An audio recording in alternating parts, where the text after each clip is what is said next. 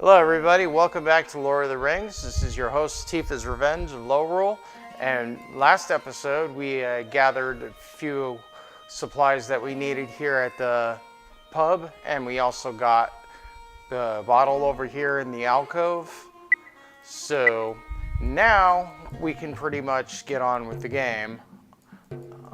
There's only two items left that we need. One of them is in the city, and the second one can be found in actually two different places.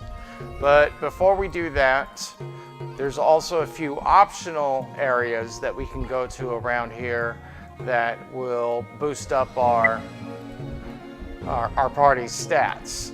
So the only thing is, sometimes not everybody is there. So when I'm in this tent here, we got an elven maiden who asks if we like our capes, so we want to say yes. And then she says, "You must have it." She's like in a depressed mood or something. But anyway, you obtain this accessory, which you can equip on any of yours. It's actually a passive item, so I'm going to give it to Legolas there, also known as Orlando Bloom. So now we're going to go back outside. So that's one of the few optional side quests that you can go and get. Now, I thought my game was glitched or something when I couldn't go up to one of these houses. But first thing you want to do is you want to go all the way up and all the way to the left when you're inside the city here. And then you'll be able to find a blacksmith that will reforge a smith's ring into a reforged ring.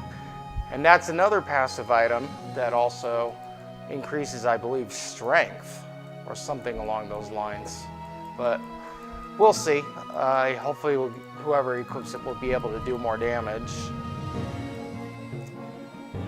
But anyway, yeah, this is where we want to be. Here's the forge.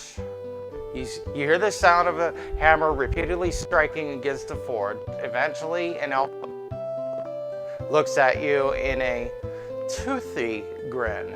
Okay, is there anything I can help you with, sir? So what you want to do is you want to trade the ring, the smith's ring, I believe. I forget exactly who has it, but we're going to scroll through our inventory and find out. No, you don't have it. Ned Stark, do you have it? No. You notice I renamed my guys for Game of Thrones. Sean Bean, we love you.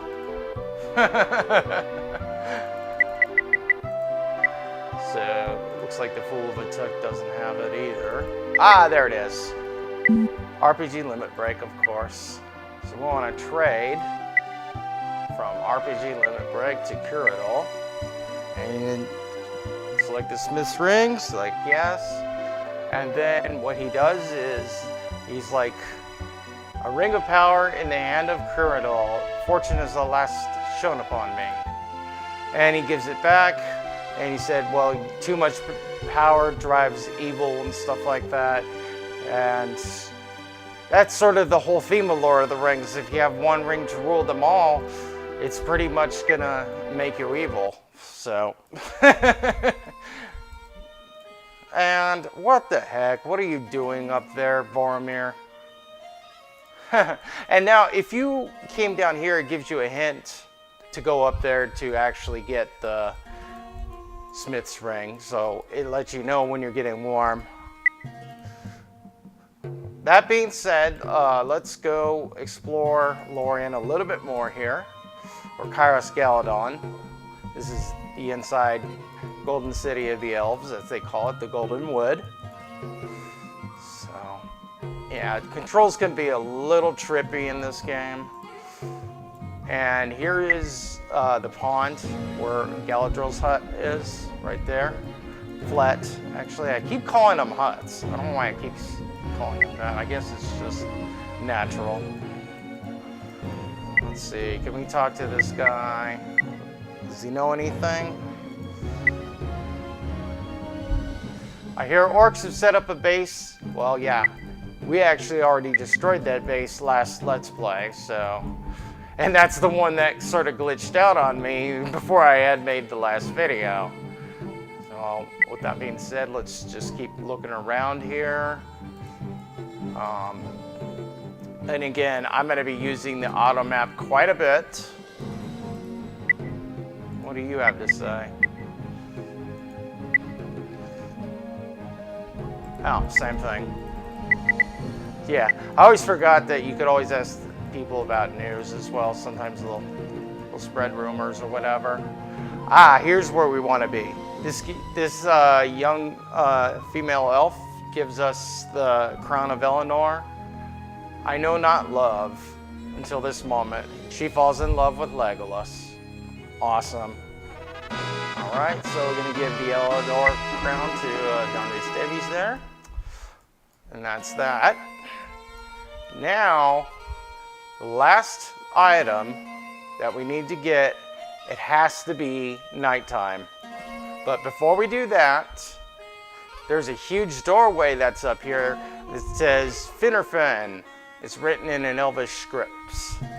So this is actually a passageway that leads underground. So if we go to Spicule here, also known as Celeborn, and use Galadriel's key. There you can finally see that we're inside a cave here. So now I've got to equip a torch, so that way we can light up everything. Or we could do this Dragon Quest, the Dragon Warrior style, bump ourselves around in the dark and not see everything. So we don't want to do that. So make sure you have held on to a torch. If not, then you're gonna get lost. There's some bones that are large enough to be dragons. Wonder if that was Smaug or some other dragon. Who knows? For an instant, you have a brief vision of dwarves digging. So this is another reference to the Hobbit series, how the dwarves were getting gold madness and everything, and then they were looking for the Arkenstone. So there's a little bit of a curse on this place, but it doesn't really affect you that much. It's just mostly flavor text. And now we are on a bridge here. Uh-oh. We got the Witch King of Admar, also known as the Nazgul Lord.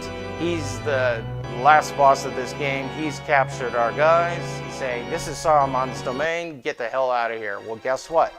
In all RPGs, if somebody tells you to not go somewhere, you therefore must go there.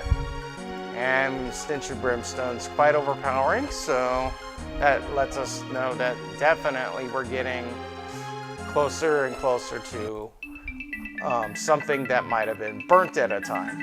So if you go back this way, this takes you back into Moria. You can go back there if you want, if you missed anything, or if you don't have Durin's axe, go right ahead. Now, what I'm going to do is, let's go north of here. And if we go north of here, there's a bird behind a rubble there. And I believe you have to use the words. There's actually a forge or something here that you have to use to receive a word of power.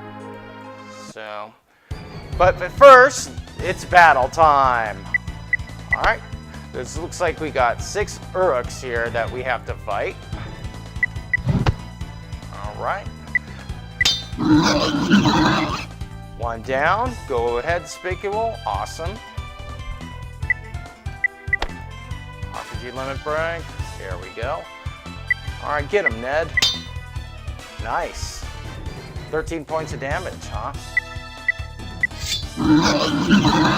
Ha! Take that, glitch gremlin. Yeah. Oops. Looks like we're a little stuck down here, so that's the one thing I didn't like about this battle. When I was practicing it off screen, I kept getting characters like stuck down there, so. That being said, just treat this like any other battle. There's only 6 of these guys, so they're not too difficult. Oh, come on. I actually used aim on that and it missed. Alright, now it's your turn. Well, that's 2 for Glitch Gremlin. Alright, come on, John Rhys Davies. Show them what you're made of. Alright, that is 44! Well, actually, I don't even know how many he's slain, but... Yeah, he said, I love those lines in the Two Towers when Legolas and Gimli were competing over how many orcs or Uruks they were able to slay. Oh yeah, James Rolfe doesn't have a... Yeah, I wasn't saying James Rolfe doesn't have a weapon, all he has is the torch. Alright, so, with that being said, let's just go this way. And then there's a message here that says, welcome to your funeral of a pyre, thieves. You will not touch not one coin. Somehow you know there is a great treasure nearby, but it's for you and you alone. That sounds very familiar, like Thorin Oakenshield's line from The Hobbit.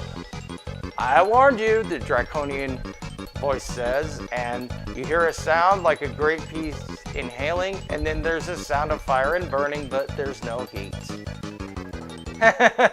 So whatever was here, it's now a phantom, and now we can obtain the white wings. So that's the item that you're going to be using over here. And what we want to do is go back this way. There's the rubble again. Can we go this way? That way goes to Moria. So let me see here. Okay, yeah, I passed it. So that's why it's always good to have maps. Especially because this game is huge. It's so easy to get lost. Ah, here we go. In the center, a swirling pool, stone figure sits proud eagle. So, and then it says that the water currents are too high to safely swim. So, what we want to do is use those white wings. Wings begin to flap and then stop abruptly. Only one who leads shall wield my power. Is that so? Well, guess what? I'm gonna make the Glitch Gremlin the leader. And then you use the white wings. Oh, I think we have to reactivate it, that's why. Yeah. So there's like a trigger in the game where it records who your leader is. Then you get the message, and then you can finally use the item. Or you could just trade the item to the current leader. So here's a bird who's asking for wings. I must have wings. So what we're going to do is we're going to trade those white wings from the Glitch Gremlin to the eagle. Since this is pretty much the only use for them. And yes.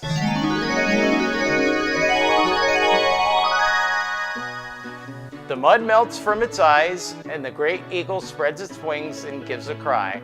To you I give a gift. We eagles now are servants of one who will not abandon Middle-earth. When your need is uttermost, call upon Thorondor for deliverance. And with that, we get the Thorondor Word of Power. Excellent. So, in the next game, we're going to find, or in the next video, we're going to find out what we need to do to free that bird there. I believe there's another forge or something inside these caves. So, with that being said, I'm Tifa's Revenge. Will we ever get anything found here? Will we ever rescue our friends, or will we be trapped forever? Find out next Let's Play. Until then, Tifa's Revenge signing off.